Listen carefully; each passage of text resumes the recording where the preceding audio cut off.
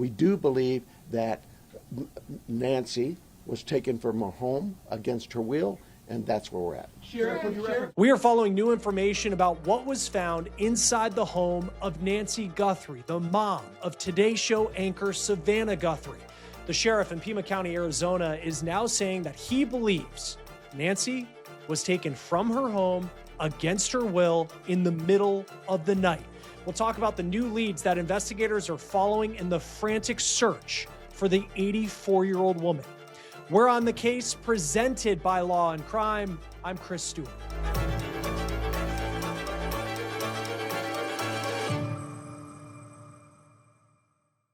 Hey guys, real quick before we start this episode of On the Case, I want to talk about our partner and sponsor, Morgan & Morgan, America's largest personal injury law firm.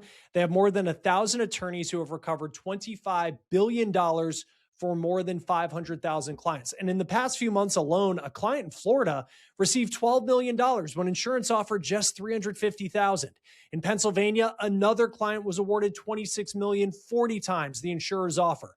Morgan & Morgan makes it easy to fight for what you deserve. You can even start a claim from your phone. So if you're injured, you can start a claim at forthepeople.com/OTC. You can also click the link below or scan the QR code on your screen. They are shocking words from the sheriff of Pima County, Arizona. Quote, "She didn't go willingly." Sheriff Chris Nanos said that to multiple media outlets while talking about the case of Nancy Guthrie. The 84-year-old woman is still missing, and members of law enforcement are searching for answers as to who would take her from her home, reportedly in the middle of the night.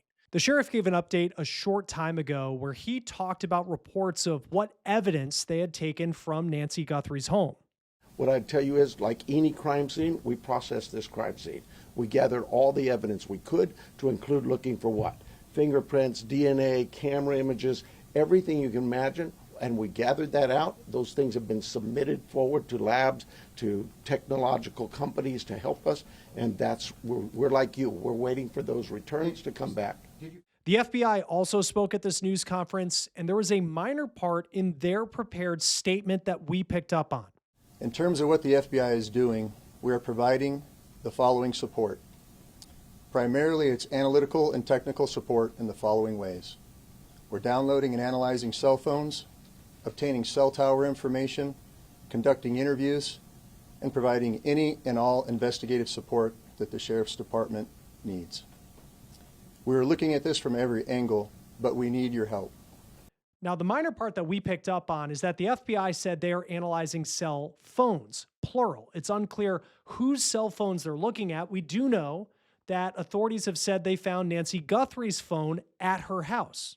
Now, we do have information on some new evidence, reportedly, that law enforcement was able to take from the scene, and this evidence could be very critical in cracking this case. And we also have a new report that is shedding light on what authorities may have also found inside of Guthrie's home, and that includes blood.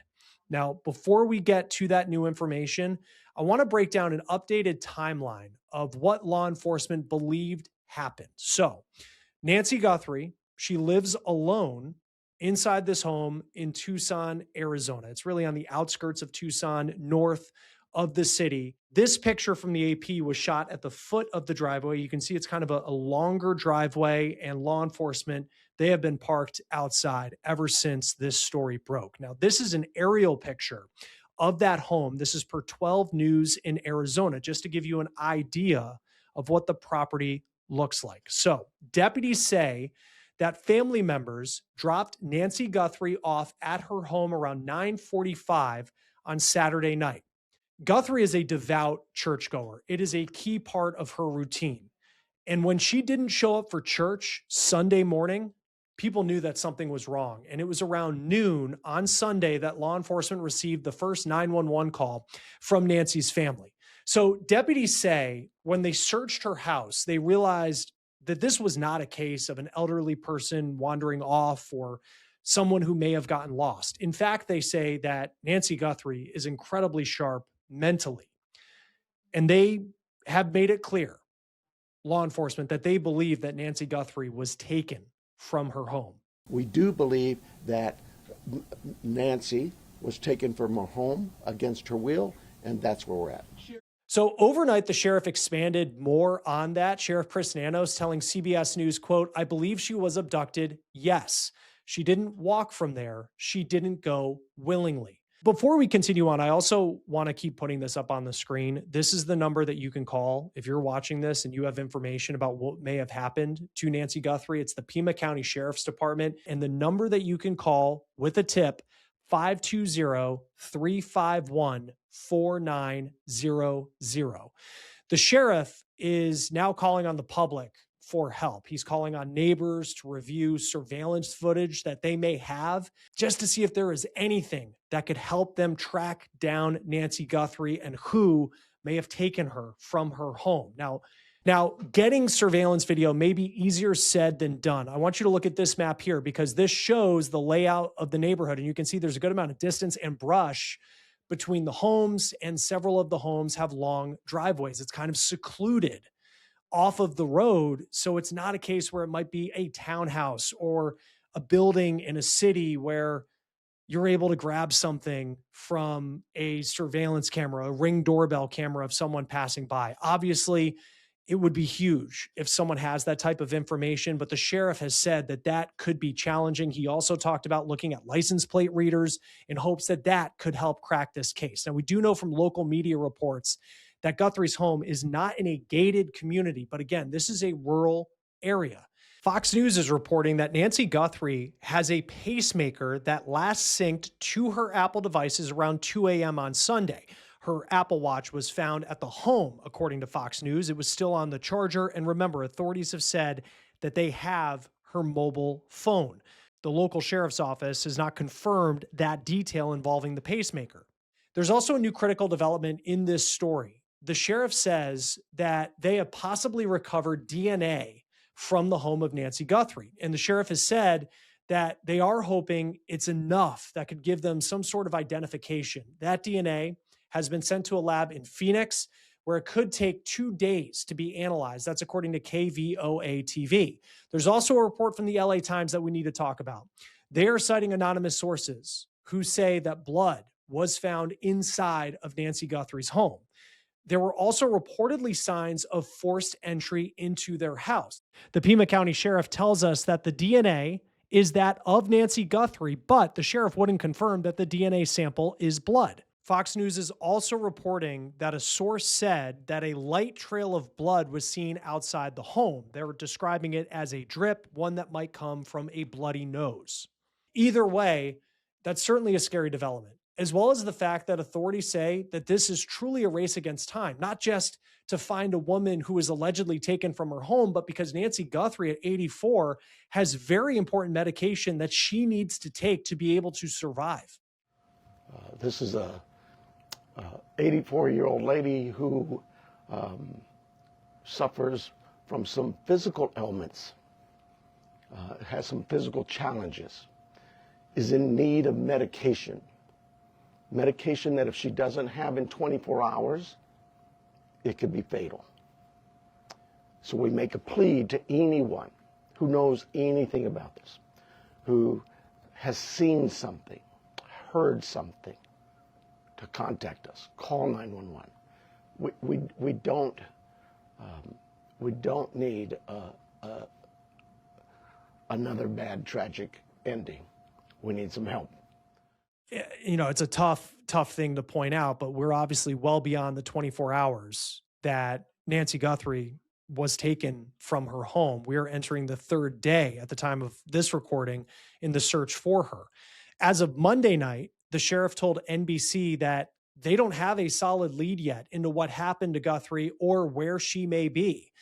And a key part of this story is that Nancy Guthrie, she was sharp mentally. Again, this is not a case of someone who is elderly, who may have struggled with some sort of mental issue and they wandered off from their home or got lost. According to the sheriff, the issue is that physically she has some limitations and said that she wouldn't be able to walk 50 yards by herself, which is another piece of the story that they say points to the fact that she was allegedly taken from her home. Now, it's unclear at this point who had access to Nancy Guthrie's home.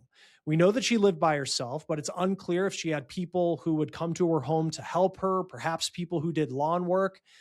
Now, the fact that there were signs of forced entry may mean that the person responsible may not be someone who was regularly at her home. Now, Guthrie is the mom of one of the most recognizable people in TV news, Savannah Guthrie. And we are hearing from Savannah for the first time since this story broke, because she posted this on Instagram to her 1.2 million followers. And it is a graphic that she posted that says, "Please pray." And in the caption, she writes, quote, "We believe in prayer. We believe in voices raised in unison, in love, in hope. We believe in goodness. We believe in humanity. Above all, we believe in him. Thank you for lifting your prayers with ours for our beloved mom, our dearest Nancy, a woman of deep conviction, a good and faithful servant. Raise your prayers with us and believe with us that she will be lifted by them in this very moment. We need you. He will keep in perfect peace those whose hearts are steadfast, trusting in the Lord." A verse of Isaiah, for all time, for all of us. Bring her home. Now, Savannah Guthrie, she's been the co-anchor of the Today Show since 2012. She grew up in Tucson, Arizona. She also went to college at the University of Arizona, which is in Tucson. Savannah has two siblings, a brother and a sister. Her dad died when she was a teenager of a heart attack. And she is incredibly close to her mom. She's spoken publicly about their bond. If you watch the Today Show, you might already know who Nancy Guthrie is even before this story, because she had come on the Today Show multiple times. Savannah posted this picture with her mom just after Christmas this year on Facebook. Then this is from 2020. This was her mom's 78th birthday. She posted on Instagram, quote, "Happy birthday to a mother like no other. My mom, Nancy, is my heart and my everything and my model for what a mother should be. Thank you, God, for her 78 beautiful years. Happy birthday, Mama." Now, Nancy Guthrie has made multiple appearances on the Today Show over the years, and in her most recent appearance on the show, she talked about moving to Tucson in the 1970s. She said that she decided to stay in the area to raise her family in Tucson because it has a laid-back and gentle quality of life. The Pima County Sheriff's Office says that the FBI and Border Patrol are also helping in the search for Nancy. They say that they have Nancy's cell phone. That could be really important. And they say they're analyzing that cell phone right now for clues. Tucson is located about an hour 15 minutes north of the Mexico border. The sheriff, during his news conference, was asked about a possible motive in this case. And we don't know what that motive is. Again, at this point, we don't know who took Nancy Guthrie from her home. It doesn't appear to be a robbery based on everything that we've heard. And we also haven't heard anything about a ransom or a demand. The sheriff was asked about whether it could be tied to maybe a potential threat related to Savannah Guthrie. I mean, she is this very recognizable news personality. This is what the sheriff said. Has Savannah Guthrie, has she had any threats to herself? We've spoken to her. We'll continue to work with that. She has a security team that's been in touch with us throughout the night. But we're not going to dismiss any angles for sure. But right now, immediately, we don't know of anything like that. The sheriff says that members of the Guthrie family, they have been incredibly cooperative in doing everything they can to try and help in the search for their mom. Savannah Guthrie, she was slated to host Olympic coverage from Italy, which starts on Friday, February 6th, but CNN is reporting that she will no longer be doing that as she is in Tucson as this search for her mom continues. This is the statement from the Guthrie family that they first put out in the wake of Nancy's abduction. It says, quote, "On behalf of our family, I want to thank everyone for the thoughts, prayers, and messages of support. Right now, our focus remains on the safe return of our dear mom. We thank law enforcement for their hard work on this case and encourage anyone with information to contact the Pima County Sheriff's Department at 520-351-4900. Join us now to talk more about this case is missing persons private investigator Steve Fisher. It's always great to have you on Law and Crime. Very scary situation involving Savannah Guthrie's mom, Nancy. Seems like she lived in, just from what we can tell on a map, kind of a suburban area, but certainly an area, not a rural place by any means. With what we're hearing from the Pima County Sheriff, I mean, from a search standpoint, what does that look like right now? From what they said this morning, they've actually stood down with search and rescue. They did kind of disclose the search map, and they had, everything from their search and rescue to BORTAC, which is the, Customs Border Control. They had their canines out there, but now it sounds like they're confident this is a crime scene. And so now it switches from search and rescue effort to more of an investigative effort, it sounds like. I mean, some of those effort, I'm sure BORTAC and some other agencies are still involved, but they're not treating it as a true missing person in the sense of at first maybe they thought it was a dementia walk away or something, but they're saying she's a very sound mind. That's not the case, and they have reason to believe this is a crime scene. Yeah, and it seems that she's 84 years old, apparently very sharp, but at the same time has some physical ailments, which would make it hard for her to walk away from the house. And so that's, in a way raising some concern. When you hear the sheriff say that it looks like a crime scene, what are some of the things, and they haven't really expanded beyond that in terms of what did they see inside the house that made them believe that something is very wrong here? What does your mind go to when you hear about them finding evidence in the home? So, when that question was asked to kind of build on that, the detective stood in and he said, they had like a reasonable suspicion. So I don't think it was necessarily like heavy blood evidence or something. And I don't know, exactly what it was, but the thing is, what I find interesting about the situation is that she's dropped off by family at about 9:45 p.m. on Saturday night. And then, they get a call from her church that she didn't show up for church the next morning. So she means she's very close with the church, and it's got to be a routine for her. She's not close in location necessarily, but I mean, she's known there, right? And it set off alarm bells that she wasn't there. But she's not mobile. So who takes her to church? And why, why didn't they were they able to get a hold of that person and verify why they didn't, why they didn't pick her up? Or, so that's going to be my first question is who's the one that is responsible for taking her to church each Sunday morning? It sounds like she goes to religiously, because that's the person that should have been there that morning. And why weren't they? And are they accounted for? And they very well may be. I'm just speculating, but that's the first person I'd want to talk to. And also caretakers. Right. Well, that's my question is it's unclear at this point. I mean, I know sadly Savannah Guthrie's father passed away when she was young. And Savannah obviously lives in New York, but she has a couple of siblings. It's unclear who had access to this home, how regularly they're over at her house, especially because we're talking about someone who's 84 and probably needs some help during the day. Like that part, it seems unclear right now. The 911 call was not made until I guess the last time she was seen was Saturday night when she's dropped off. And then the 911 call doesn't come in until about noon the next day. So someone eventually, realized that something was wrong. When you look at this particular area where she was, suburban, I think of license plate readers. I mean, what can you do to try and track someone down and it seems like they believe she got into some kind of vehicle with someone to try and figure out what that is? Well, so it's an upscale neighborhood, it's so these are houses that are going to have a lot of cameras.